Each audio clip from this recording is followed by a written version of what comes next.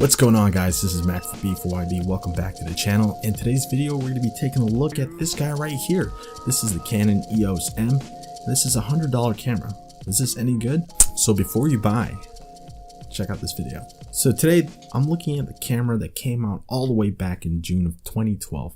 Now I know that sounds ancient and it's probably like very obsolete in your eyes, and technically in the tech world, it is very old. This thing's ancient. It's pretty much like a dinosaur. But in the world of photography and videography, this Canon mirrorless camera, which I believe is the very first mirrorless camera from Canon, I believe this is still very relevant, especially for the price that you can get it for right now. I bought mine through OfferUp, and this person sold it to me for $100.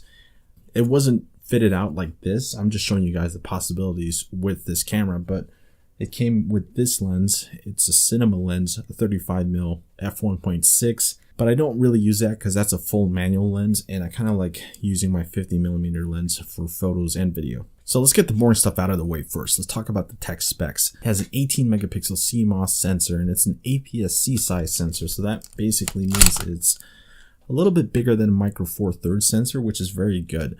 And it uses Canon's EF mount. So if you have EF-M lenses, it's going to fit here, and you can always use an adapter like I have right here. So this current setup, I have the Canon 50mm f1.8, which is a very popular lens. It's very affordable as well. And I have the Viltrox speed booster. So the speed booster, not only is it a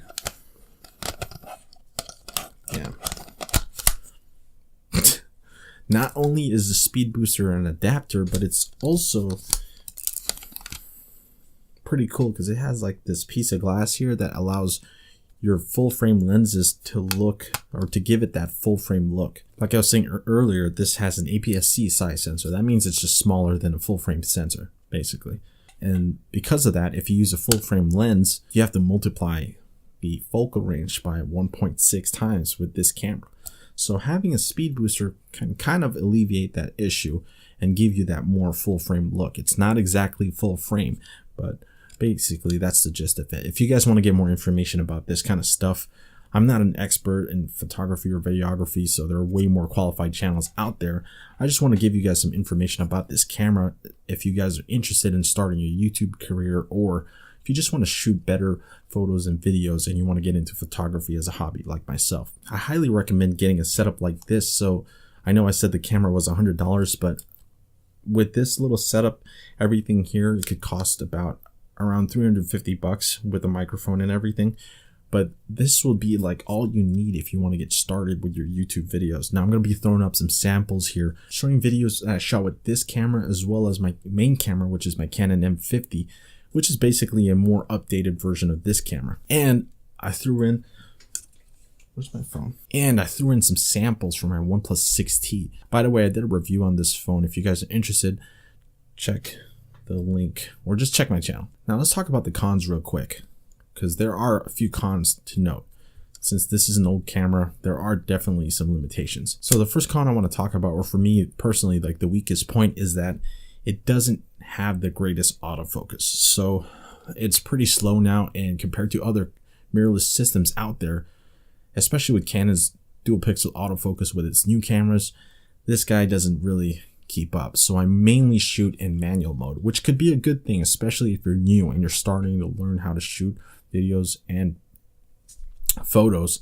It's a great way for you to learn. I've learned more shooting with this camera than using my main camera because I'm spoiled with the dual pixel autofocus. Second thing, this camera came with this cage, which is great. I don't know if it's really meant for this camera, but the small rig cage gives me a grip, a little handle. But if I didn't have it, as you can see right there, there's a huge little gap there, and this camera doesn't really have a grip. Although it's great and it makes it very low profile, having a grip is really useful, especially if you're shooting handheld video.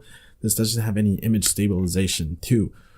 So making smooth pans, getting some good footage on video, it's pretty hard to get a stable shot, as you could probably tell from the first clips that I shot with this camera.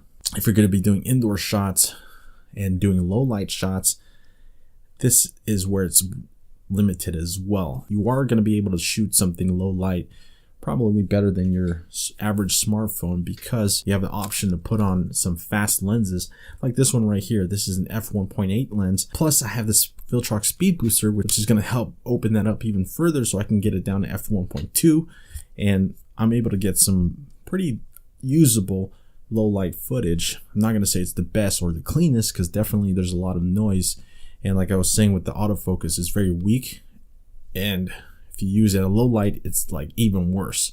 It takes a really long time, and it has a really hard time focusing or trying to just lock on to anything. So it's not that reliable, but using manual focus is, you know, what I recommend if you're going to be using this camera anyways. Why would you want to invest in something like this? Well, if you buy the camera body for $100, you can start investing in lenses. If this is something, you can test the waters and see if this is something you want to do. And if you invest in lenses, I think that's way more important than investing in a good body right away, because this is not too far off from a Canon M50. Although the Canon M50 has great features and is a way better camera because of those features, I have to say, if I had a very small budget, this is probably the thing I'm going to be looking at. And I wish I knew about it more, because this has kind of taught me how to shoot in manual mode versus my Canon M50, where everything was just kind of like easy to do. A couple of things I also want to point out is that this doesn't have the articulating touchscreen like my Canon M50 does, and it doesn't have a viewfinder, so that kind of sucks. But it still has a multi-point touchscreen, and Canon still has one of the best menu systems out there. So it's very easy to navigate, especially for beginners. I have to say, all the other camera systems that I looked at or messed around with are a little more challenging to navigate to get to, like just basic menu settings. Whereas this is very simple and it's very familiar with me, especially having used my Canon M50. Just everything looks the same and everything's kind of laid out the same way. So that's really nice to see. Also, one thing I want to point out is that this has a little scroll wheel, which my M50 doesn't. So take that for what it is. I like that a lot. So let's talk about the video features real quick. So it shoots in 1080p. That's the max resolution it goes, and at the time that's great. So you can shoot 1080p 30 frames per second. You can shoot 1080p 24 frames per second, which Canon's latest mirrorless camera, the Canon EOS RP, can't even do. And that's a camera that came out a month ago or 2 months ago or something like that. This came out all the way back in 2012. What the hell, Canon? It can do 60 frames per second, 720p. And then you can also shoot 640 by 480. I don't recommend ever using that. HD video at the time wasn't like fully adopted, so having 480p was kind of like normal. So the 1080p is very usable, and I like to I mainly shoot in 24 frames per second for the most part. So that's pretty great. I use this as like my B cam or anytime I need to get some B-roll, and I'm just really surprised at how well this thing performs, especially for the money. So if you guys want to see more videos like this, or any video about any other camera gear that I have, I know this is a little different from the video content that I have in my channel, but I hope you guys enjoyed it anyways. So I'm trying to do this thing where I try to upload a video every week, and I really appreciate everyone that tunes into the channel. If you guys aren't subscribed yet, please consider subscribing down below. Hit that bell icon so you're notified when I upload my new video every week. So was this $100 camera worth it? I think so. Thanks again for watching, guys, and I'll see you guys in the next video. What was this? So I'll see you guys in the next one.